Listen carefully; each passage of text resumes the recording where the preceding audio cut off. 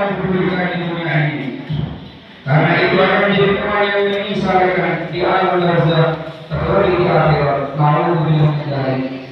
Jamaah sholat Jumat yang dimuliakan oleh Allah Subhanahu wa taala. Allah Subhanahu wa taala berfirman dalam Al-Qur'anul Karim, "A'udzu billahi minasyaitonir rajim. Wal 'ashri innal insana fi khusrin illa alladziina aamanu wa 'amilus shalihati wa tawassaw bil haqqi wa tawassaw bis sabr."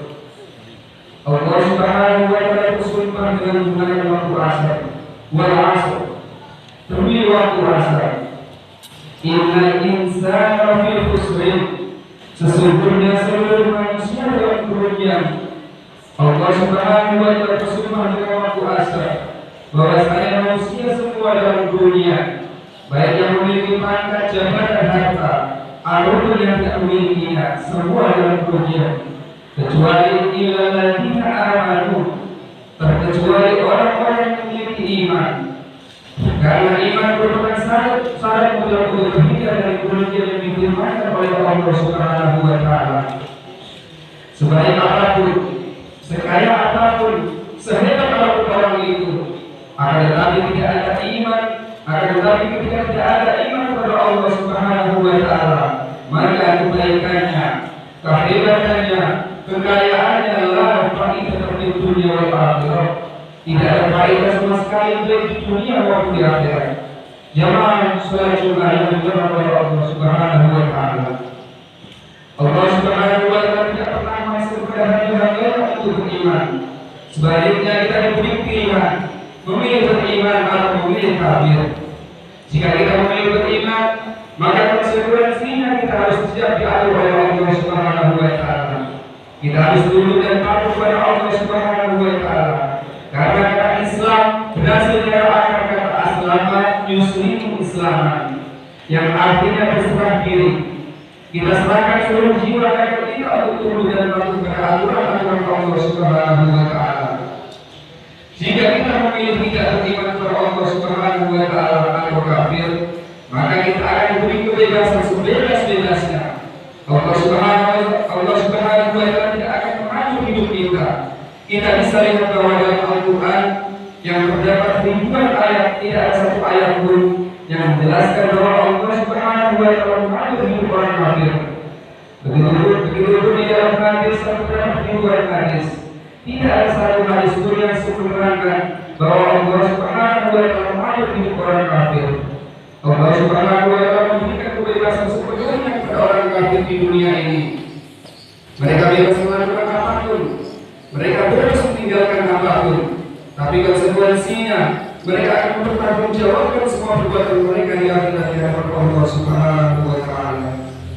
Wa aqimus sholihat, orang yang tidak termasuk dalam kerugian yang difirmankan oleh Allah Subhanahu wa taala yang itu adalah orang-orang yang beramal soleh, beramal kebaikan tentunya dalam keadaan beriman kepada Allah Subhanahu wa taala.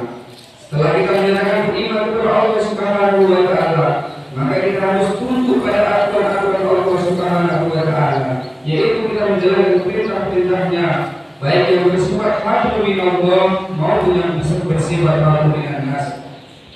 Karena amal-amal kebaikan kita yang kita kerjakan di dunia ini yang dilandasi iman, maka hal itu yang akan menjadikan kita hamba yang beruntung, terhindar dari kerugian.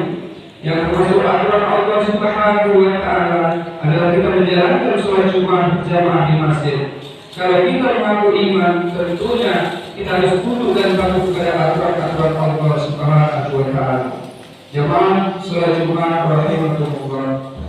Allah Subhanahu wa taala selanjutnya berfirman, "Wa tawassaw bil haqq." Syarat selanjutnya untuk terhindar dari kerugian adalah kita saling berwasiat. Kita saling mengingatkan kepada sesama dalam kebaikan.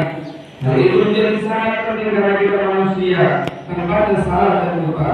Maka kita harus bersyukur kalau masih ada yang mau mengingatkan kita, menasihati kita untuk melakukan kebaikan. Maka dari itu penting ada sebuah majlis, sebuah organisasi ataupun sekedar tempat berkumpul di lingkungan kita. Karena melalui sebuah majlis atau sebuah organisasi bisa menjadi tempat atau wadah kita untuk saling mengingatkan akan hal-hal kebaikan. Selanjutnya Allah Subhanahu wa taala berfirman, Watawasau bisabr, saling berwasiat atau saling mengingatkan akan pentingnya kesabaran. Karena pada hakikatnya kita hidup di dunia ini penuh dengan ujian-ujian dari Allah Subhanahu wa Ta'ala. Ujian tidak hanya berupa musibah, kenikmatan pun merupakan ujian dari Allah Subhanahu wa Ta'ala. Kesehatan, harta, jalan yang kita nikmati sekarang ini merupakan ujian dari Allah Subhanahu wa Ta'ala. Semua itu akan dimintai pertanggungjawaban telah diatur oleh Allah Subhanahu wa Ta'ala.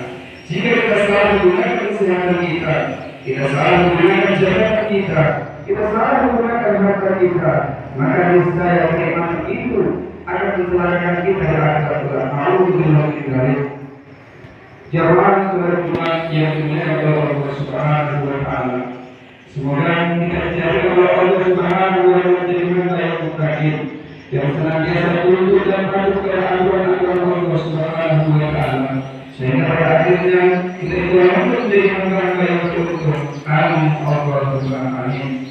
Ja'alna wa iyyakum minal ladzina al-muqarrabin wa adkhilna wa iyyakum fi jannatin na'im. A'udzu billahi minasy syaithanir rajim. Ya ayyuhalladzina amanu taqullaha wa qulu qawlan sadida yuslih lakum a'malakum wa yaghfir lakum dhunubakum wa man yuti' ورسوله فقد فاز فوزا عظيما والرحمن وأرحم الراحمين.